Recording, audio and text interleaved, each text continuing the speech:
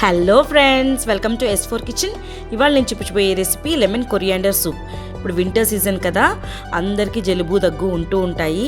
ప్రతిసారి మనం హాట్గా సూప్ తాగాలంటే రెస్టారెంట్కి వెళ్ళాల్సిన అవసరం లేదు.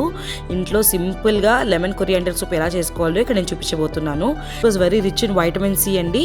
సో జలుబు దగ్గుకు మంచి రిలీఫ్ వస్తుంది. ఇప్పుడు ఎలా చేయాలో ఇక్కడ నేను చూపించబోతున్నాను. Let's get started. ఈ సూప్కి మెయిన్ ఇంగ్రీడియంట్ వచ్చేసి వెజిటబుల్ స్టాక్. ఇక్కడ 3 cups ఆఫ్ వాటర్లో క్యాబేజ్, క్యారెట్, కొత్తిమీర, ఆనియన్, పసుపు, ఉప్పు, కొరియాండర్ వేసుకొని బాయిల్ చేసుకొని పక్కన పెట్టేసుకున్నాను.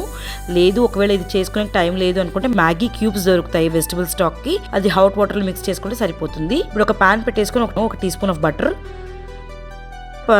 గార్లిక్ క్లోవ్స్ సన్నగా తరుక్కున్నాను, అది కూడా వేసుకొని బాగా ఫ్రై చేసుకోవాలి.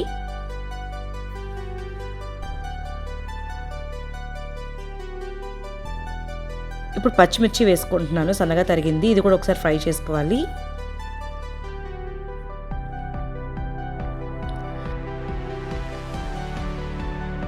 ఇక్కడ నేను క్యారెట్ సన్నగా తరుక్కుంది 2 tablespoons వేస్తున్నాను.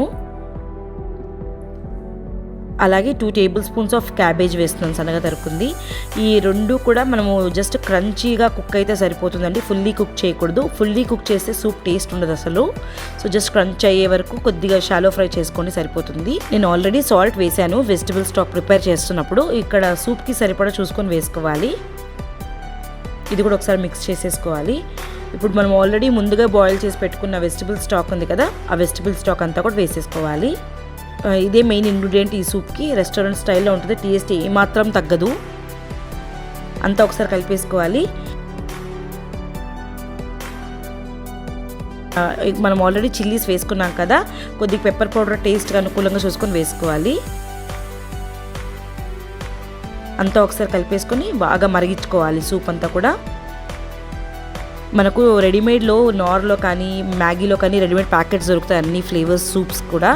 అవి ఎప్పుడైనా ఇమీడియట్గా చేసుకునే వస్తుంది కానీ బట్ ఎప్పుడైనా fresh and home made is the best కదా. సో ఇలా ట్రై చేయండి, ఎలా వచ్చిందో కమెంట్ సెక్షన్లో పెట్టండి.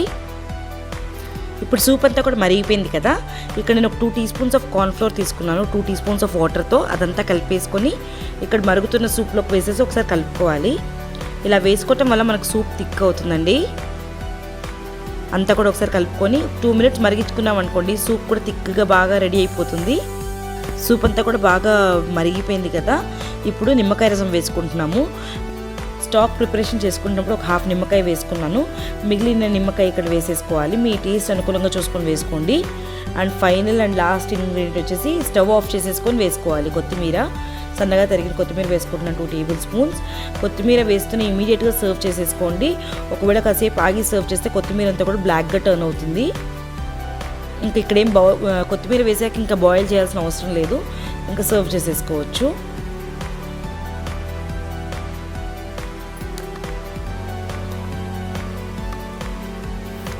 నేను ఇందాక చెప్పినట్టు మీకు వైటమిన్ సి చాలా ఎక్కువ ఉంటుందండి ఈ సూప్లో. So vitamin C helps to prevent and cold and cough అంటారు డాక్టర్స్.